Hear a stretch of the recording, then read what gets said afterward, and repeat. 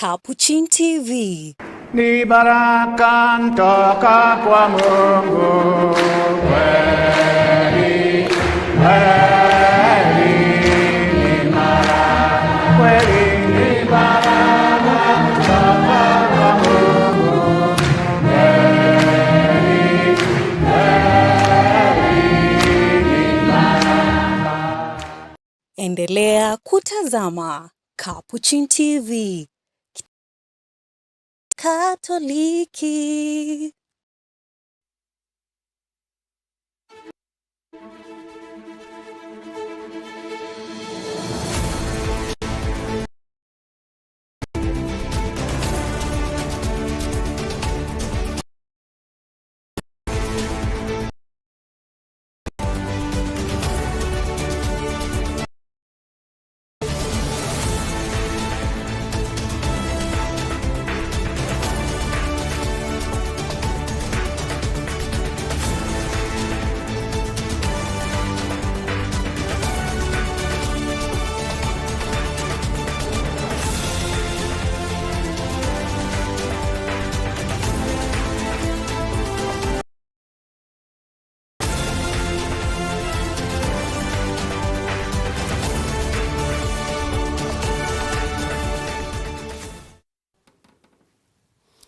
Hello there and welcome to the Catholic Focus News, where faith developments shaping our communities.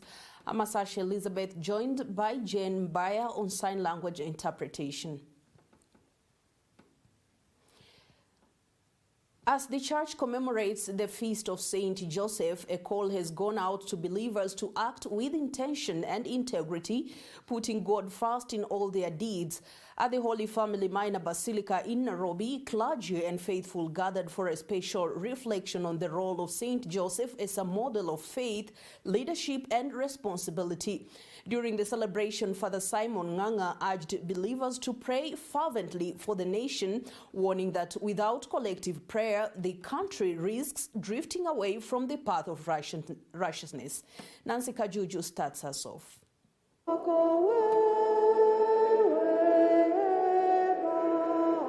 It was a solemn and reflective celebration at the Holy Family Minor Basilica as the church marked the feast of Saint Joseph, a key figure remembered for his obedience, humility, and unwavering faith. Delivering the message, Father Simon Nganga, procurator of the Archdiocese of Nairobi, called on the faithful to place God at the center of their actions and remain intentional in kuwa na matumaini kwake Mwenyezi Mungu, lakini vile vile fanya lolote kwa matendo bora. Na hayo matendo bora ni kwa mapendo na vile vile utukufu wake Mwenyezi Mungu. Tukiajibika sisi wote kama tutaendelea katika njia iliyo bora zaidi. Father Nganga urged believers to pray fervently for the nation, warning that without collective prayer, the country risks drifting away from the path of righteousness. Ningewaomba tuombee taifa letu la Kenya sana, kwa sababu sasa hatua tumeanza kuzipiga zinaelekea njia ya upotevu, na tunahitaji sana sisi wote kuelekea njia ya ukamilifu, kama vile tunasikia mfano wa Mtakatifu Yosefu. Yosefu aliombea familia yake, hata sasa ni baba msimamizi wa kanisa, ili aweze kuliombea kanisa liweze kusimama imara tunapoelekea katika ukamilifu wa taifa lake Mwenyezi Mungu. Drawing inspiration from Saint Joseph, he emphasized the need for faithful stewardship within families and the church, noting that prayer must be matched with example. Tuziombee familia zetu, na vile vile sio tu kuziombea, vile vile tuwe mifano ama tuweke mifano bora katika zile familia. Hata katika taifa letu la Kenya, ningewaomba kama wewe uko katika ofisi yoyote, tafadhali ajibika kwa kuwa mwaminifu. He encouraged Christians to emulate Saint Joseph's role in protecting and interceding for the family, calling on them to be living examples of faith within their homes and communities. Uliona vijana na pengine hata tutapaswa hata kujifunza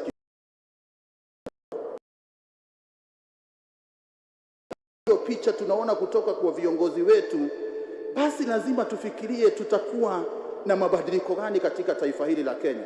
Father Ng'ang'a also challenged those in positions of authority to act with honesty and commitment, stressing that true service is rooted in love and devotion to God. Nimeanza kuona sana pia vile wanaweza kuleta mabadiliko. I think they are leading us in the right direction. It is the high time now we challenge ourselves. What is the type of country we want for ourselves? Be faithful wherever you are. Do everything to add value for the humanity. Do everything in love. Trust in God and let your faith be.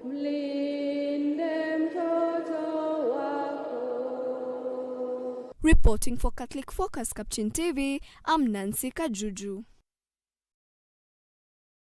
From the church to pray for the nation to church leadership matters, the Catholic Diocese of Machakos today welcomed its new coadjutor bishop, the Right Reverend Joseph Mwongela, in a colorful ceremony held at Kenyatta Stadium. The appointment made earlier this year by Pope Leo XIV marks a significant step in ensuring a smooth leadership transition within the diocese. Susan Bulletin has more.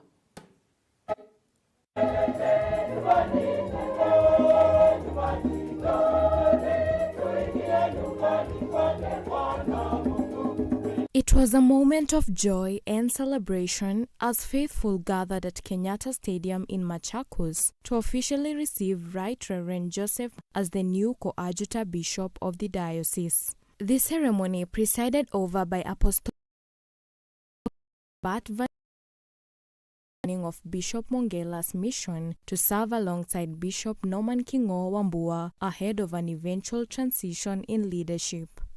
Saint Joseph, sacred foster father, humble of heart, who strived to live according to the mind of the Most High. And as Saint Joseph guarded the Holy Family, so today the people of Machakos are entrusted to that other Joseph, Joseph Mwongela. In fact, nothing is more important in the life of a bishop or a priest or a religious than his family day. It is not about how many schools you construct or hospitals you run. It is even not about whether you're such.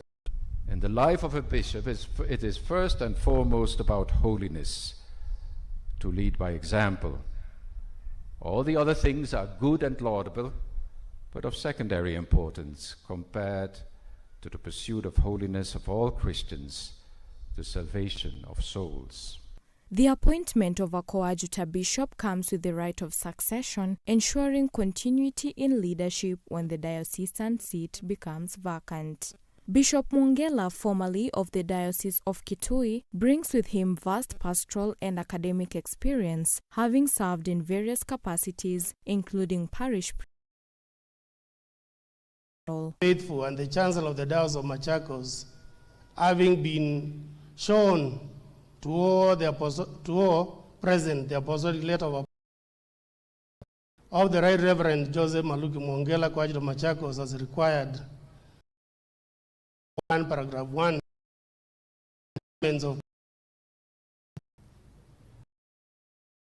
of the office of Coadjutor Bishop Machakos and assume all rights and duties pertaining to the given at Machakos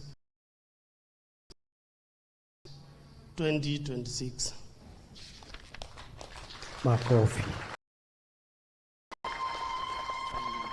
His arrival is expected to strengthen pastoral work in Machakos Diocese as he prepares to take over leadership in the future in line with church law. The event drew clergy, religious, and hundreds of faithful, reflecting the significance of the occasion in the life of the church. Reporting for the Catholic Focus Capuchin TV, I am Susan Bulletin.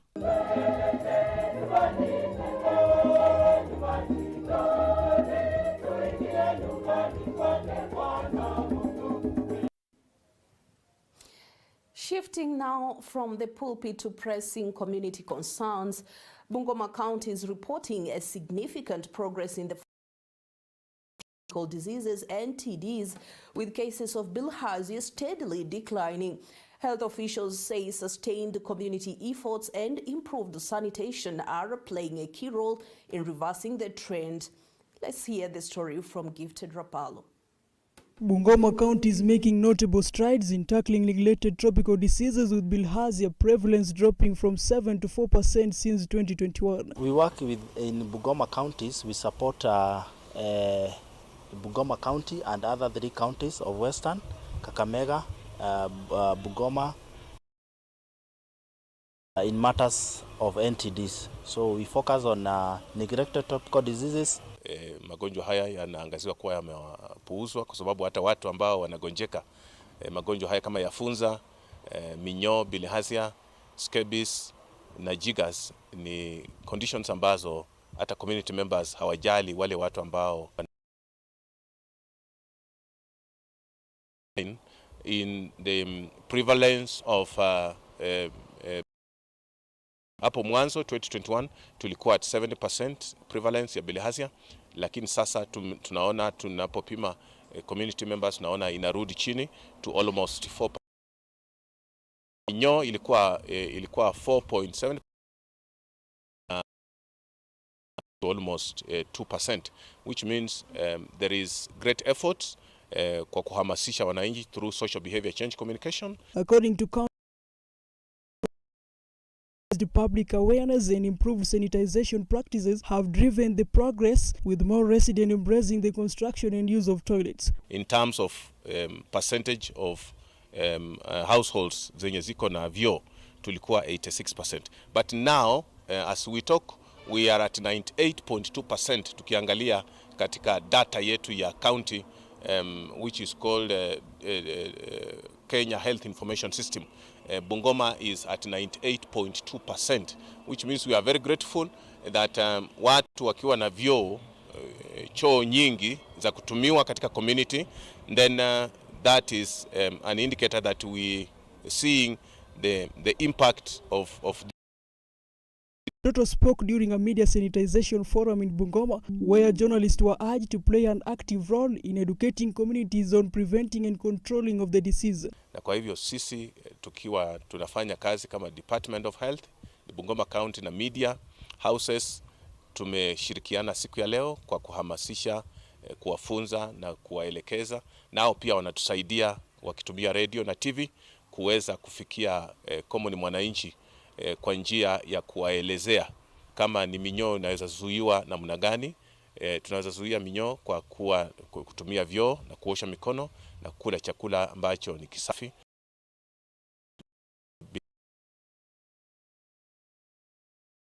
Tena kutumia vyoo vyetu na kutoenda kwa mito kuogelea na kutembea ndani ya maji miguu tupu. Ukitembea kwa households utaona out of 10 households za kuambia kwamba tunajua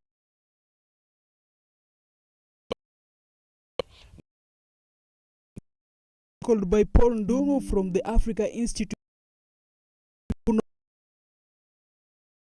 in advancing public health awareness and behavior change.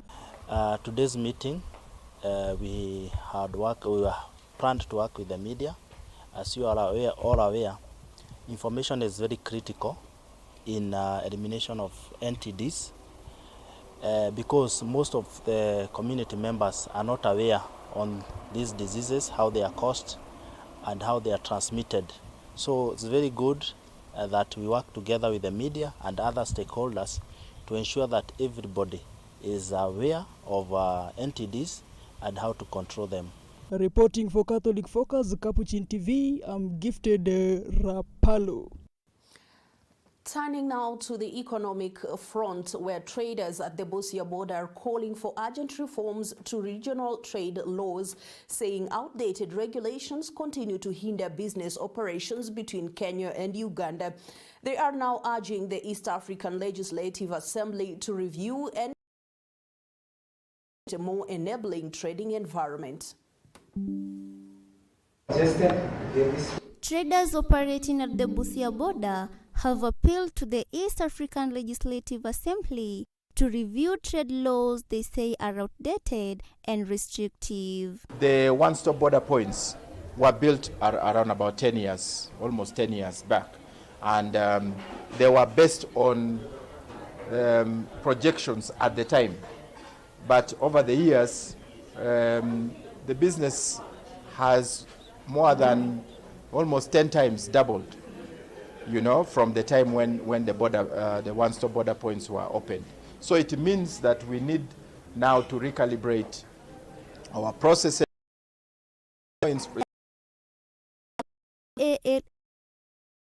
On trade and regional affairs, the business community raised concerns that some regulations have become major barriers to smooth trade between Kenya and Uganda. We have taken note of the delays that exist at the border points. They are not delays out of malice or whatsoever. It's because of the infrastructure, two, that are involved, that three,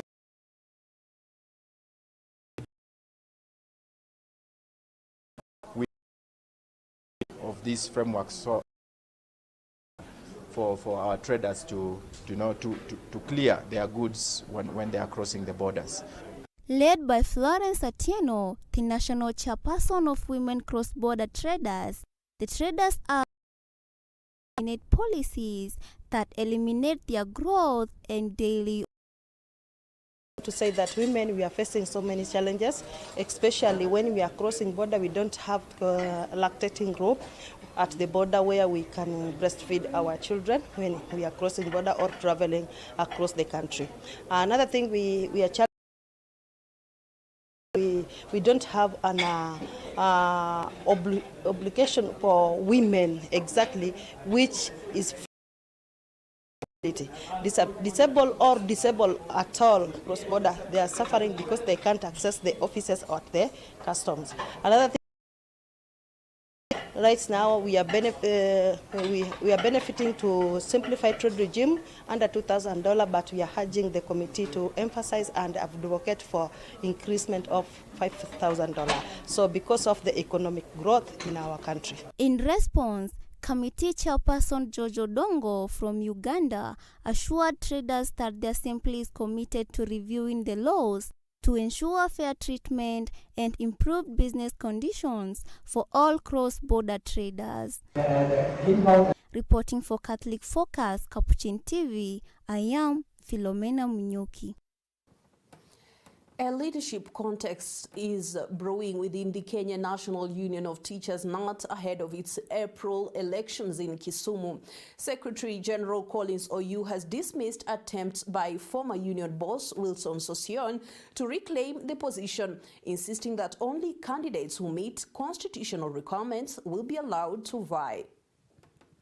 The Kenya National Union of Teachers NAT Central Region meeting held in Thika has taken a firm stance on the union's leadership. Secretary General Collins Oyu emphasized that anyone seeking a leadership position will follow the NAT constitution. In the process. Of eligibility, vote, eligibility, if the constitution to tell you loud and not in public. Take your time and go elsewhere. Fetch for other things. Oyu also dismissed any notion of live membership in the union's leadership, urging Wilson Sossion to pursue other opportunities. Take elsewhere. Fetch for other things. Some people are coming back to this union. I'm alive in not leader member. The Central Region has already resolved its position, maintaining it is no longer open for contest. That membership is not there. The constitution is very clear. My contribution. A member who we pick to be that is what we call honorary members. We have 3 in this republic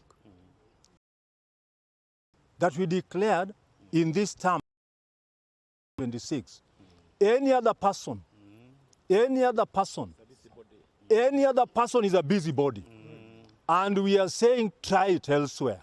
For the team that has been declared here by Central Region and was declared yesterday, we are telling any other person, he imeenda.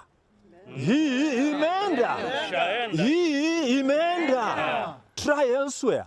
So we are not people who can be joked around with. Meanwhile, Central Region Chairman Julius Kamau revealed that official anonymously agreed on a preferred list of leaders after extensive consultation. We have declared that this lineup is the one that we shall use during the national elections that are slated for 2nd of April in Kisumu.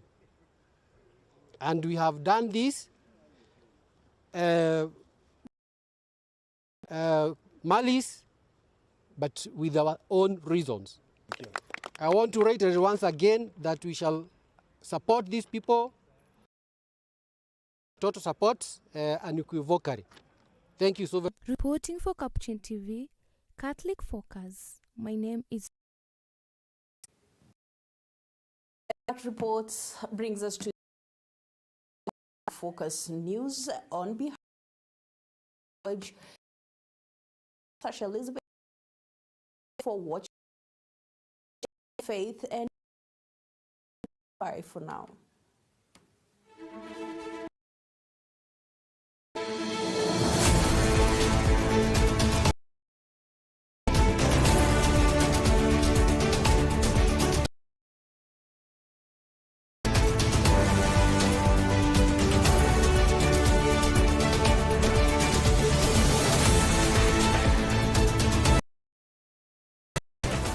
Keep watching Capuchin TV, your story identity channel.